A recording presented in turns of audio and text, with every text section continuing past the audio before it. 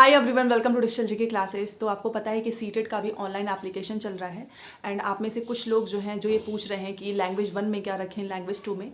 तो जितने भी बीएड डीएलएड स्टूडेंट्स इस वीडियो को देख रहे हैं, ये आज की जो वीडियो है काफ़ी इंपॉर्टेंट है, क्योंकि देखो फॉर्म भरना ही सबसे ज़्यादा इंपॉर्टेंट जो है फैक्टर होता है। क्योंकि कई बार क्या होता है कि हमारा विषय जैसे कि पेपर 2 में मैथ साइंस और सोशल साइंस में हम कुछ गलत विषय सेलेक्ट कर देते हैं और उसे पास भी हो जाते हैं, बट जब आपका डॉक्यूमेंट वेरिफिकेशन होता है तो वहाँ से बाहर कर दिया जाता है। और ऐसा हुआ है बीपीएससी टीआरई में।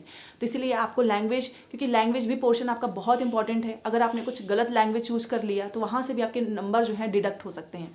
तो मैंने सोचा कि एक 8 मिनट की वीडियो बनानी चाहिए ताकि आपके सारे डाउट्स क्लियर करूँ। एंड अभी आपका फॉर्म भरने का प्रोसेस है, आप सभी फॉर्म भरने में बिजी होंगे क्योंकि 7 से ही चल रहा है। तो प्लीज़ इस वीडियो को टाइम निकालकर फॉर्म भरने से पहले देख लेना, अदरवाइज आपको बाद में रिग्रेट भी होगा, क्योंकि ऐसा पिछली बार भी बहुत सारे स्टूडेंट्स के साथ हुआ था।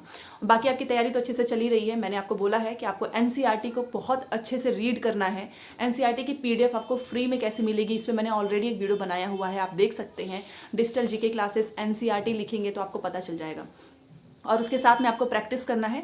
और अभी हाल फिलहाल में जो आपका जो जनवरी में पेपर हुआ था, उसके क्वेश्चंस पेपर को एक बार जरूर देखना, क्योंकि इसमें थोड़े बहुत क्वेश्चंस डिफरेंट आए हैं, तो उससे आपको एक आइडिया मिलेगा। बट सबसे पहले आप अपनी एनसीईआरटी को कंप्लीट करें, देन एक एक प्रीवियस ईयर पेपर भी आप कर सकते हैं। तो अगर आपके पास नहीं है तो आप किरण पब्लिकेशन की ले सकते हो, उनकी किताब आ चुकी है 2011 से लेकर 2024। जो अभी पेपर हुआ था वो भी इन्होंने प्रीवियस क्वेश्चंस को अपनी बुक में इंक्लूड किया है। इसका लिंक मैं डिस्क्रिप्शन बॉक्स में दे दूंगी, चेकआउट कर लेना। तो अगर आप पेपर 1 देना चाहते हैं, जितने भी डिलेट है, तो आप इनकी पेपर 1 वाली किताब ले सकते हो। और अगर आपका पेपर 2 में विषय मैथ साइंस या फिर जो है एसएसटी है, तो भी आप इनकी बुक ले सकते हो। डिटेल में एक्सप्लेनेशन मिलेगा और प्रीवियस पेपर सारे यहाँ पर आपको मिल जाएंगे, तो फिर दूसरी आपको लेने की जरूरत भी नहीं पड़ेगी। और आंसर इनके वेरीफाइंग है ऑफिशियली आंसर की से, ठीक है। तो देखिए, सबसे पहले आपको फॉर्म भरने में 2-3 चीज़ों का ध्यान रखना है। सबसे पहले तो पेपर 1 में तो चलो ठीक है, आपको मैथ पढ़ना ही है, आपको ईवीएस करना ही है, उसमें कुछ ऑप्शन नहीं मिलेगा आपको चूज करने का। बट लैंग्वेज 1 एंड लैंग्वेज 2 ये 2 चीज़ें बहुत इंपॉर्टेंट है। तो यहाँ पर आपको लैंग्वेज 1 में क्या रखना चाहिए जिससे कि आपके मार्क्स ज़्यादा हैं, ठीक है। क्योंकि इसमें लोग कंफ्यूज होते हैं, उन्हें लगता है कि कोई भी लैंग्वेज ले लो, ऐसा नहीं है। तो सबसे पहले आपका जो लैंग्वेज सबसे ज़्यादा स्ट्रांग हो, आपको उसको लैंग्वेज 1 में रखना है, क्योंकि यहाँ पर मार्क्स पेपर थोड़ा सा आसान आता है लैंग्वेज 1 का, और आपको 30 में से 30 लेकर आ सकते हैं। और जो चीज़ आपकी स्ट्रांग होगी आपको उसको लैंग्वेज 1 में रखना है। जैसे कि मोस्टली लोगों का हिंदी जो है अच्छा होता है, और ऐसा नहीं है, इंग्लिश भी कुछ लोगों का होता है, तो आप इंग्लिश भी ले सकते हो, बट मोस्टली लोग हिंदी लेते हैं क्योंकि हिंदी बचपन से पढ़ते आ रहे हैं, तो हिंदी में कोई दिक्कत नहीं होती है। तो आप क्या करना, लैंग्वेज 1 हिंदी रखना। लैंग्वेज 2 आपको क्या रखना है कि चलो हिंदी, मान लो जैसे हिंदी इंग्लिश है, तो हिंदी और इंग्लिश और संस्कृत, तो किसी का हिंदी बेस्ट होगा, किसी का संस्कृत होगा, किसी का इंग्लिश बेस्ट होगा। तो और भी लैंग्वेज होते हैं, जैसे कि कन्नड़ हो गया और मलयालम, तेलुगु, बहुत सारी लैंग्वेज हैं, तो आप अपने अकॉर्डिंग देख लेना। तो लैंग्वेज 1 में मान लो आपने हिंदी रख ली। अब लैंग्वेज 2 में आपको क्या रखना है कि जो थोड़ी सी लैंग्वेज 1 से आपको कम आती है, जैसे कि इंग्लिश में बहुत सारे लोग, या फिर संस्कृत, ऐसा नहीं है कि आप इंग्लिश संस्कृत में भी उतने ही मास्टर हैं जितना आप हिंदी में हैं, थोड़ा बहुत बैलेंस होता ही है, बट उतना भी नहीं कि दोनों इक्वली हो जाए कि दोनों ही में आप एकदम प्रो हैं। तो आपको लैंग्वेज 1 में हिंदी रख लेना है। लैंग्वेज 2 में इंग्लिश रख लो, अगर आपको इंग्लिश अच्छी लगती है, अगर आपको संस्कृत अच्छा लगता है तो आप संस्कृत रख लें। इस तरीके से आपको लैंग्वेज चूज करना है। बट ये गलती मत करना कि आपको हिंदी बहुत अच्छे तरीके से आती है और आपने हिंदी को लैंग्वेज 2 में रख दिया है और आपने इंग्लिश को लैंग्वेज 1 में रख दिया है, क्योंकि फिर क्या होगा कि जो सब्जेक्ट आपका स्ट्रांग है आप उसमें स्कोर ही नहीं कर पाएंगे ना, क्योंकि लैंग्वेज 2 जो है वो थोड़ा सा टफ आता है लैंग्वेज 1 के कंपेयर में।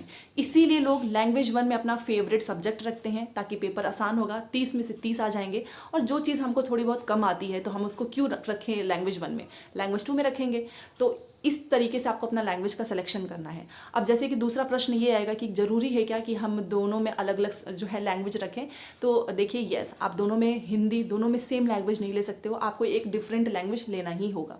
तो इस तरीके से आपको अपने लैंग्वेज का चुनाव करना है, क्योंकि जब आप पेपर देने जाएंगे ना तो आप खुद वहाँ पर देखेंगे 2 हिंदी के पेपर आते हैं, 2 इंग्लिश के पेपर आते हैं। तो जो लैंग्वेज 1 वाली हिंदी होती है वो थोड़ी आसान होती है, लैंग्वेज 2 वाली हिंदी टफ होती है। इसीलिए लोग लैंग्वेज 1 में हिंदी रखते हैं और लैंग्वेज 2 में इंग्लिश रख लो, संस्कृत रख लो, कन्नड़ रख लो, तेलुगु रख लो। हाँ, बट जो इंग्लिश मीडियम वाले हैं जिनकी इंग्लिश काफ़ी अच्छी होगी तो फिर वो लैंग्वेज 1 में इंग्लिश रखेंगे। कुल मिलाकर बस यही है कि जिसमें आपकी पकड़ बहुत ज़्यादा हो, जिस भी लैंग्वेज में जो भी आपका स्ट्रांग हो, आपको उसको लैंग्वेज 1 में रखना है। बाकी की जो चीज़ें थोड़ी बहुत कम आती है उसको लैंग्वेज 2 में रखना है। अब बात कर लेते हैं जो दूसरी बड़ी गलती करते हैं बीएड और डीएलएड वाले, वो होता है सब्जेक्ट का सिलेक्शन। क्या होता है कि अभी 2-3 एग्जाम्स हुए, उसमें मेरे पास बहुत सारे कमेंट भी आए कि वो सीटेट तो पास हो गए थे बट उनको डॉक्यूमेंट वेरिफिकेशन से बाहर कर दिया है, ऐसा क्यों? तो देखिए पेपर 2 में आपको पता है सीटेट में क्लियरली तो लिखा नहीं रहता है कि किसको मैथ साइंस लेना है, किसको सोशल साइंस। कई बार ऐसा होता है कि जो साइंस बैकग्राउंड वाले हैं उनको मैथ साइंस में प्रॉब्लम होती है, तो वो सोचते हैं कि हिस्ट्री ज्योग्राफी सोशल साइंस ले लेते हैं, उसमें रटना ही तो है, फिर वो ले लेते हैं और उसके बाद से जब पता चलता है पास हो गए, डॉक्यूमेंट वेरिफिकेशन जब होगा ना आपका, क्योंकि अगर आप 6 to 8 में टीचर बनते हो या फिर आप टीजीटी में बनते हो तो वहाँ पे सब्जेक्ट के टीचर आप बनते हैं ना। अब आपने ग्रेजुएशन में किया है साइंस, आप पास हो गए हैं सीटेट सोशल साइंस से और टीचर भी बनेंगे आप मैथ साइंस के, तो फिर सीटेट का तो सोशल साइंस वो तो इनवैलिड हो गया। तो आपको सब्जेक्ट का भले से आपको नहीं आ रही है, कोई बात नहीं, आप पढ़ाई करके उसमें अच्छे से स्कोर कर लेंगे, बट सब्जेक्ट में गलती मत करना। तो अगर आप जो है आर्ट्स बैकग्राउंड से हैं, जैसे कि आपने कॉमर्स का कोई भी सब्जेक्ट लिया है ग्रेजुएशन में, या फिर आपने हिंदी से किया है, इंग्लिश से किया है, संस्कृत से किया है, जिस भी आर्ट्स बैकग्राउंड से हैं उन सभी को सोशल साइंस पढ़ना है, 60 नंबर का पूछेगा। और मैथ साइंस किसे लेना है, तो आपने बीटेक किया है, आप इंजीनियरिंग बैकग्राउंड से हैं, या फिर आपने मैथ से किया है, फिजिक्स, केमिस्ट्री, बायो, ये जितना मतलब साइंस बैकग्राउंड वाले मैथ साइंस लेंगे। तो इस तरीके से आपको अपने सब्जेक्ट का चुनाव करना है। रैंडमली ऐसा कुछ नहीं कि अच्छा मेरे को सोशल साइंस आता है तो मैं सोशल साइंस ही ले लेता हूँ, मुझे मैथ साइंस आता है, नहीं, आपके सब्जेक्ट पे डिपेंड करेगा कि आपने ग्रेजुएशन किस सब्जेक्ट से कंप्लीट किया है। ठीक है, तो इस चीज़ को एकदम क्लियर रखना, क्योंकि भले से आप पास हो जाओ बट जब डीवी होता है ना तो उसमें वो लोग सब मैच कराते हैं कि आपका ग्रेजुएशन में क्या सब्जेक्ट रहा है और आप सीटेट किस सब्जेक्ट से पास हैं, फिर वो वहाँ से बाहर निकाल देते हैं। तो ये 2-3 चीज़ें आपको ध्यान रखनी है। सबसे पहले लैंग्वेज 1, लैंग्वेज 2, क्योंकि फॉर्म अभी भर ही रहे हो आप, फॉर्म भरने के बाद तो वैसे भी आपको मौका नहीं मिलेगा, तो सही तरीके से लैंग्वेज भरो। और पेपर 2 में जो आपका सब्जेक्ट है इसको सही से भरना है। तो डीएलएड वाले तो पेपर 1 एंड पेपर 2 दोनों भरेंगे, बीएड वाले जो है वो केवल पेपर 2 ही भरेंगे। तो ध्यान से भरना, क्योंकि आने वाले समय में जो 6 to 8 की वैकेंसीज होगी वो डिपेंड करेगा इस वाले सीटेट पे, क्योंकि आपका जो अगस्त में पेपर होगा ना TRE 4, वो बीपीएससी के कैलेंडर के अकॉर्डिंग ही होगा। तो अगर आपने इसमें कुछ भी गलती कर दी तो फिर वही होगा जैसा कि कुछ लोगों के साथ हुआ है कि सीटेट में कम नंबर लेकर आए थे, फिर भी पास हो गए, फिर बाद में पता चला बाहर कर दिया गया है। तो ये सारी चीज़ों का आपको ध्यान रखना है। और हाँ, एक चीज़ मैं यहाँ पर और बोलना चाहूँगी कि आपको CDP, जैसे पेपर 1 है और पेपर 2 है CDP, तो दोनों सेम ही है, उसका टॉपिक सेम है। कल मेरे पास बहुत मैसेज आ रहा है कि दोनों की CDP अलग होती है क्या, नहीं, क्वेश्चंस के लेवल में आपको थोड़ा बहुत डिफरेंस देखने को मिलेगा, अदरवाइज CDP सेम है। आप एक पेपर की लैंग्वेज पढ़ेंगे, दूसरा पेपर भी अपने आप आपका तैयार हो जाएगा, कोई बहुत ज़्यादा डिफरेंस नहीं है। मैंने बताया था कि क्वेश्चंस का जो लेवल होता है वो थोड़ा सा डिफिकल्ट हो जाता है। तो मैथ साइंस के भी 60 क्वेश्चंस हैं और आपका सोशल साइंस के भी 60 क्वेश्चंस हैं। इसमें से जो भी आपका विषय है पहले तो अच्छे से फॉर्म भर लो, उसके बाद से आपको NCERT पढ़नी है। NCERT के अलावा कुछ भी नहीं, कोई भी नोट्स नहीं, क्योंकि अगर आपने NCERT को इग्नोर कर दिया तो फिर बाद में आपको बहुत पछताना पड़ेगा। तो सबसे पहले आप फॉर्म भरें, और हाँ, फॉर्म भरने से पहले 10th का मार्कशीट सामने रखो और उसमें जो नाम है, आपका नेम, आपका mother name and father name, जो भी चीज़ें हैं सारी डिटेल्स आपको 10th के मार्कशीट के अकॉर्डिंग भरना है।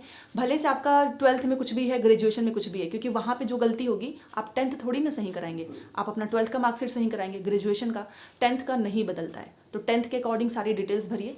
उसके बाद से जो भी प्रॉब्लम हो या कुछ चीज़ें ना समझ में आए तो कमेंट करके बताना, बट पहले फॉर्म अच्छे से भर लो। और क्लासेस आपकी 15 मार्च से स्टार्ट है। तो चलिए मिलते हैं नेक्स्ट क्लास में। Thanks for watching.